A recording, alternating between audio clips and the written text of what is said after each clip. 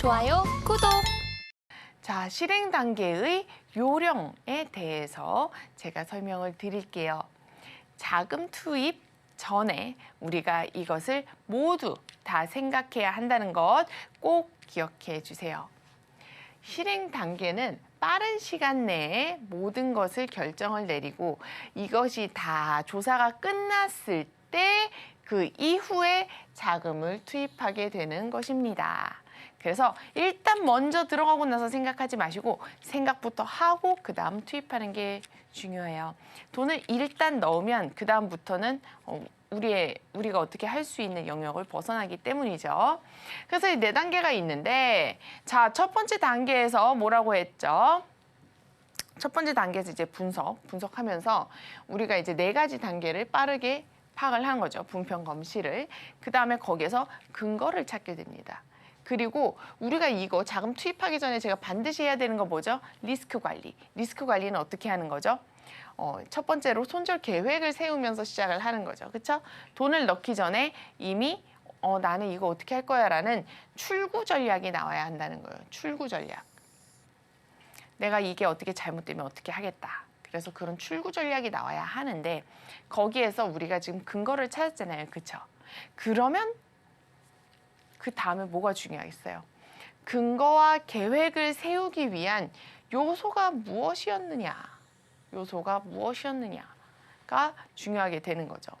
여기에서 우리가 지지난 시간에 배운 터미널바, T바라고 하는 그런 개념, 그리고 우리가 잠재적인 반정 영역이라 부르는 PRG, 그리고 그 다음 이제 여러 가지 용어가 나와요. 그 근거들을 찾기 위해서 알아야 할 몇 가지 용어들이 있는데요. 그게 이제 뭐 PEG 또는 그리고 뭐 트리거바, 그리고 컨펌 또는 컨퍼메이션 이런 개념들이 나오고 이 PRG, PEG와 함께 사람들이 도대체 이게 무슨 말이야 라고 하는 용어들이 몇 개가 있는데요. 그건 이제 PPG랑 IPO 이런 용어들이 있습니다. 지금 이 PPG와 IPO 같은 경우는 실행 단계가 아닌 그 다음 단계에서 필요해요. 그래서 지금은 배우지 않을 거예요. 그럼 T바, 우리가 함께 배웠죠. 가장 중요한 실행 스위치였죠. 그리고 그 이외에 PRG는 더 그 전에 배웠죠. 그렇죠? 식별 단계 배우기 전에 배웠을 거예요. 왜냐하면 식별을 하기 위해 너무 중요한 단어이기 때문이죠. 그리고 PEG, 트리거, 컨펌 이런 요소가 있는데요. 트리거와 컨펌에 대한 얘기는 RSI 뱀 이론, 그다음 뱀 이론이라는 거에서 굉장히 많이 나옵니다. 앞으로 저와 함께 그 내용을 배우실 거고 오늘은 PEG에 대해서 설명해 드릴 거예요.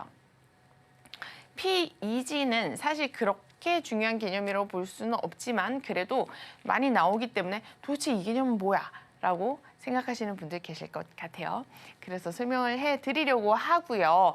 근거와 계획을 위해 우리가 세우는 이런 요소들, 그리고 이 판별하는 것, 그리고 이게 어떻게 되면 어떻게 될 거야. 이게 일상 루틴이 되어야 합니다. 그냥 기계처럼 약간 습관이 되셔야 돼요. 아, 얘가 지금 이렇게 돼서 이거 판별하고 이렇게 하면 얘는 이렇게 되는구나. 그러니까 이게 반복성, 사실 이거 여러 번 반복하다 보면 금방 루틴이 되거든요.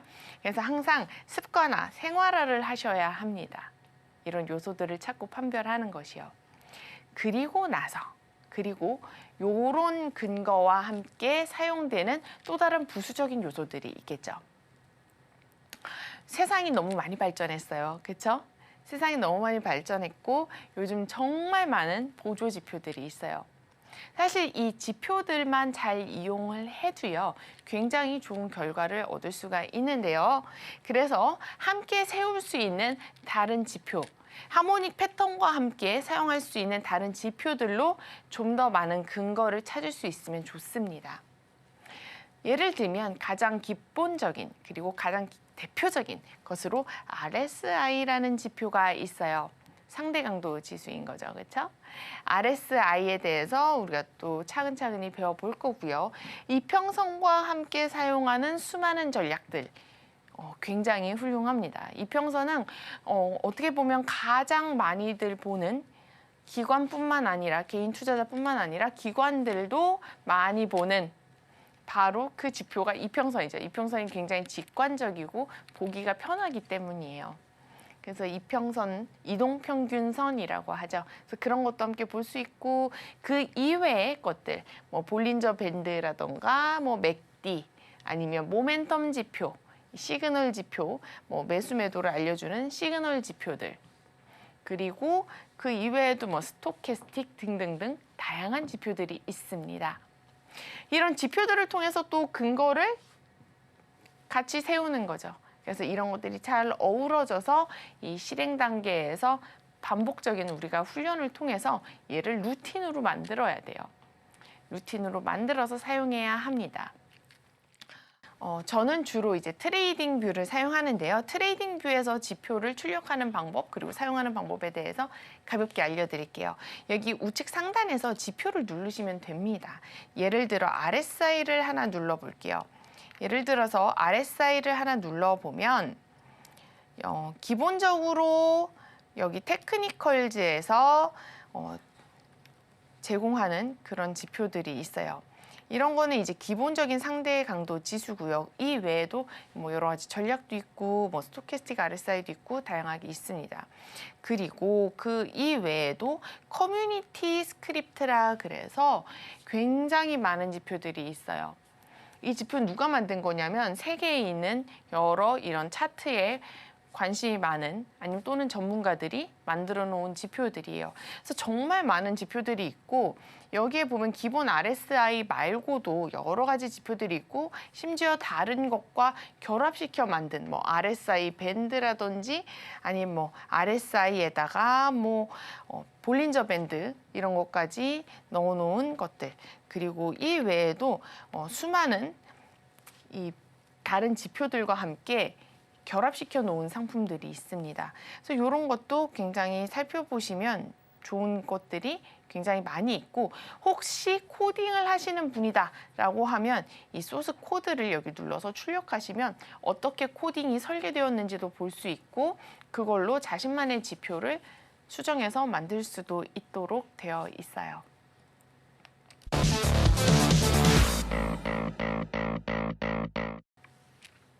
자, 이번에는 PEG에 대해서 배워보도록 할게요. 우리가 지금까지 가장 P자로 시작하는 것 중에 가장 대표적인 게 PRG가 있죠. 그렇죠? PRG는 말 그대로 잠재적인 반전 영역이었죠. 우리가 이전에 배웠던 거는 바로 PRG라고 해서 잠재적인 반전 영역. 바로 PRG 이 P자가 포텐셜이었죠. 포텐셜. 잠재적. 근데 이것과 전혀 상관이 없는 거예요. P자로 시작하지만.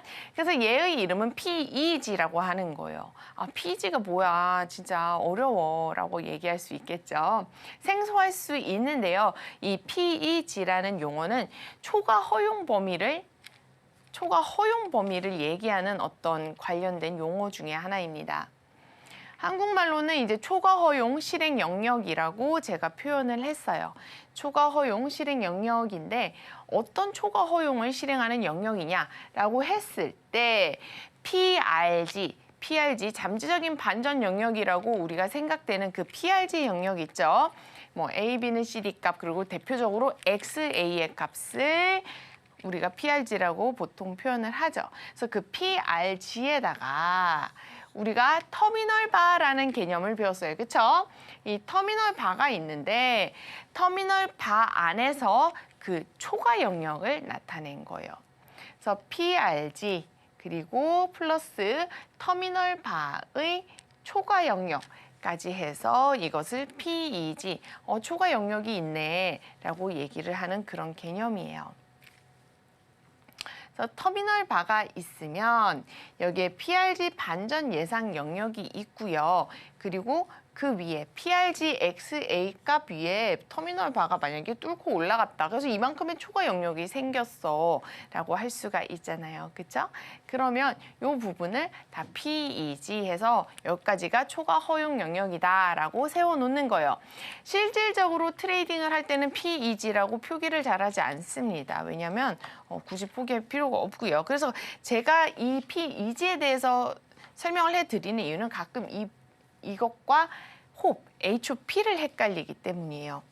우리가 홉 영역이라고 배웠죠. 하모닉의 최적의 가격이라고 할 수가 있는데요. 그 영역과 혼동하지 않으셔야 합니다.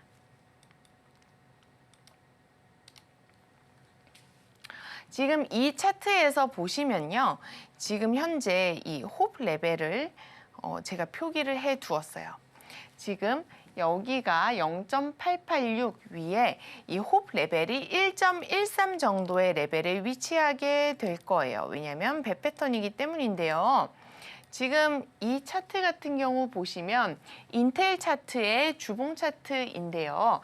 여기에서 홉 레벨 1.13 영역을 살짝 치고 그리고 나서 비로소 반전을 시작하게 됩니다.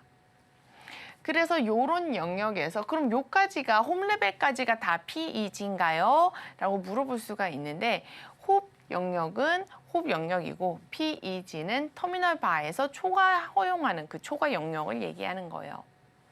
따라서 우리가 보통 일반적으로 표기할 때에는 패턴을 그리고 홈 레벨 정도 피보나치를 표시하기 때문에 딱히 별로 사용할 일은 없지만 그래도 구분을 위해 알아주셨으면 좋겠고요. 이 홉 레벨에서 우리가 만약에 근거를 찾아본다.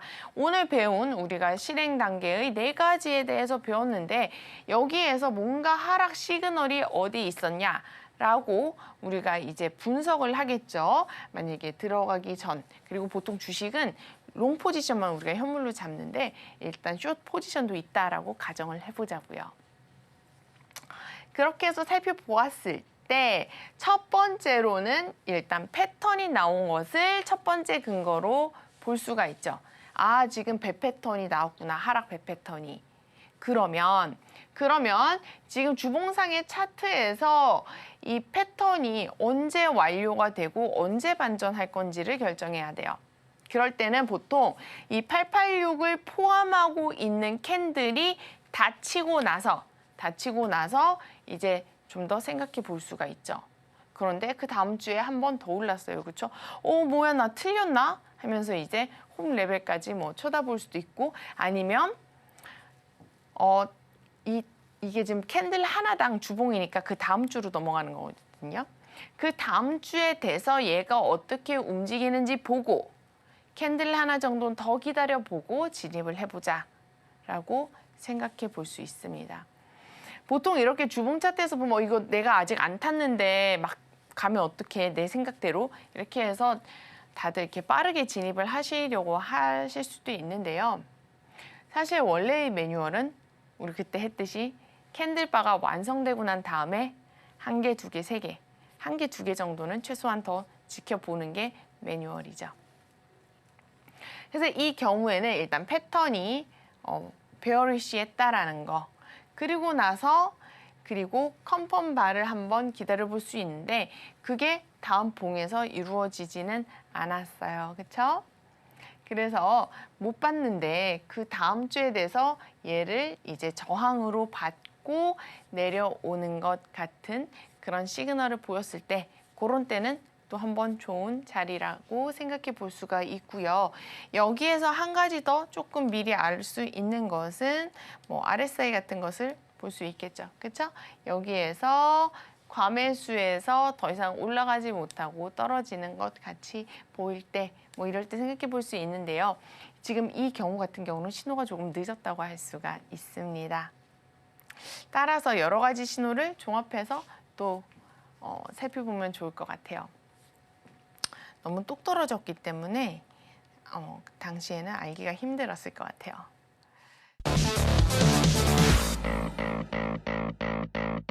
제가 오늘 또 마지막으로 설명해 드릴 이야기는 꽤 중요한 이야기입니다. 아, 좋아.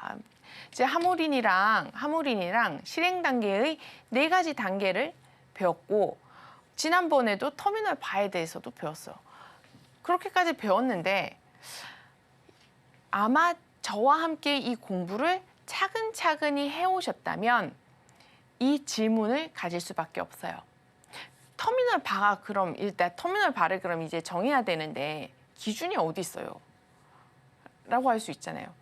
1시간 봉에서의 캔들, 4시간 봉에서의 캔들, 1일 봉에서의 캔들, 캔들이 다 다른데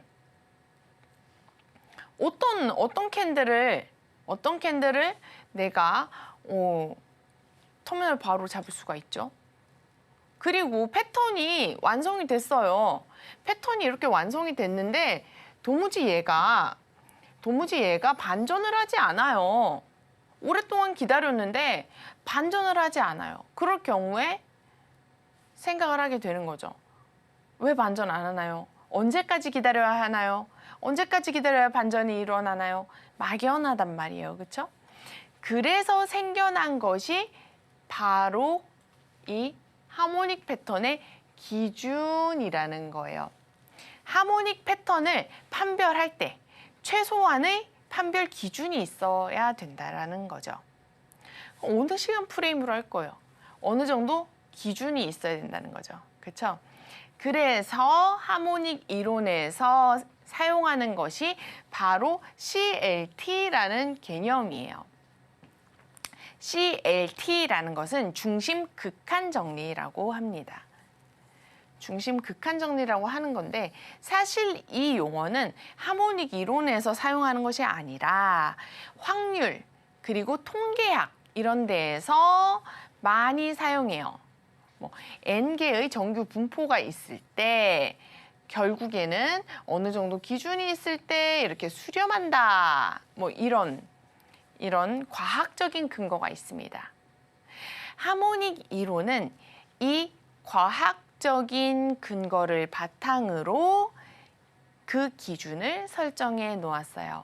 그래서 내가 지금 이게 맞는 것 같아서 지금 여기서 기준을 세우는 거야. 이게 아니라 어느 정도 과학적인 근거를 바탕으로 지금 이것을 만들어 놓았다라고는 얘기를 하는 거죠. 지금 우리가 이 얘기까지를 알 필요는 없어요. 제가 먼저 장황하게 설명을 하고 있는데 사실은 요거까지는 내가 하모닉 패턴 무슨으로 뭘 지표를 만들겠다. 그러면 이 개념에 대해서 굉장히 파고들 필요성이 있겠지만 사실은 이걸 그렇게 깊이 파고들 필요는 없는 거고 그래서 중요한 건 뭐냐면 바로 이거인 거예요. 그래서 우리가 사용하는 것은 30개의 캔들 막대라는 개념입니다. 30개의 캔들 막대.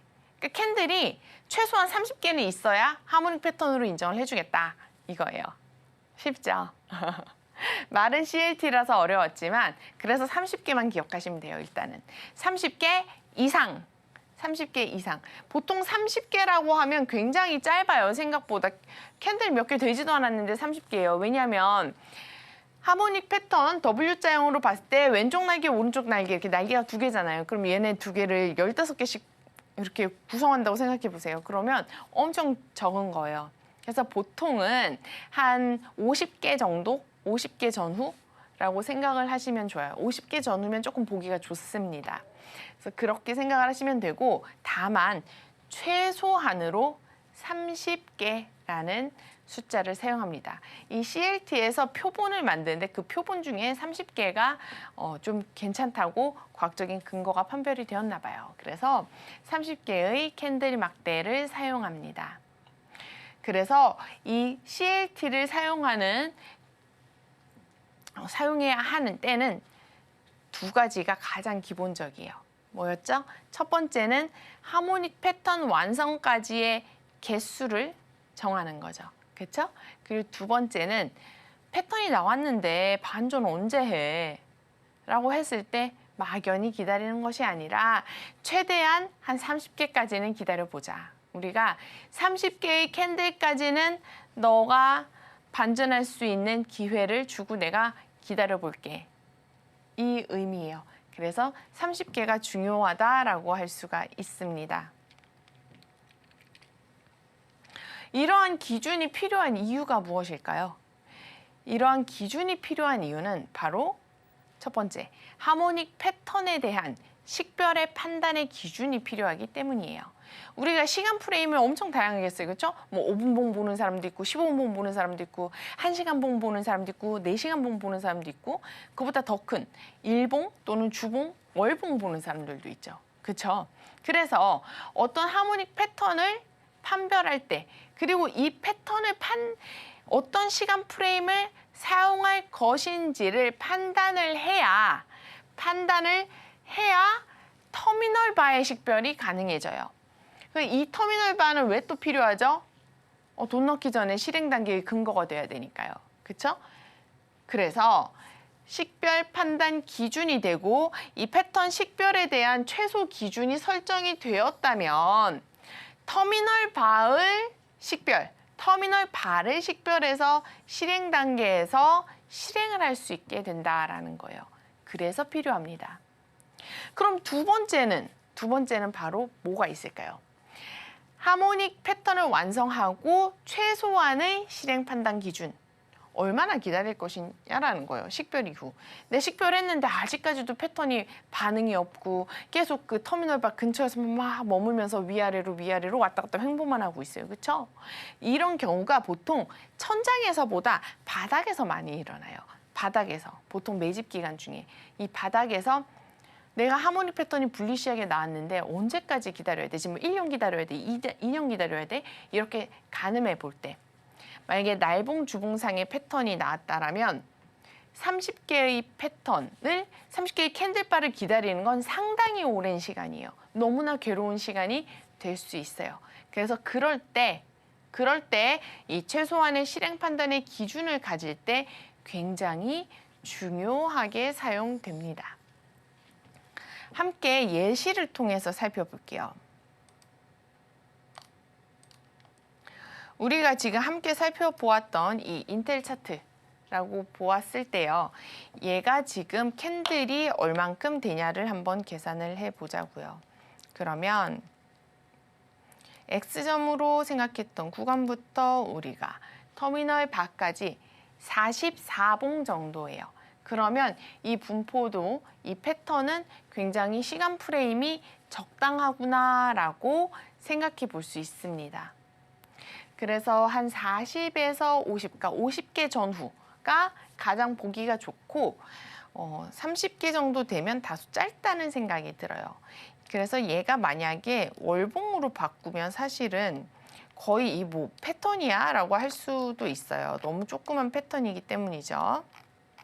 요렇게 뭐 예를 들어 월봉에서 보고 얘 지금 터미널 바가 이거 큰 거 음봉이야 뭐 라고 생각을 하거나 아니 뭐 이거 지금 여기 도지 사인 있는 이 부분이야 라고 생각을 하시면 안 되고 그게 아니라 적당한 기준을 가진 그런 개수에서 선택을 하셔야 한다라는 거예요. 그래서 터미널 바가 성립이 되었고 그 이후에 기다릴 때에도 막연히 오래 기다리는 것이 아니라 30개의 캔들이라는 기준을 통해 얘 나왔는데 왜 아직도 반전 안 하지? 라고 생각할 때 사용해 보셨으면 좋겠습니다.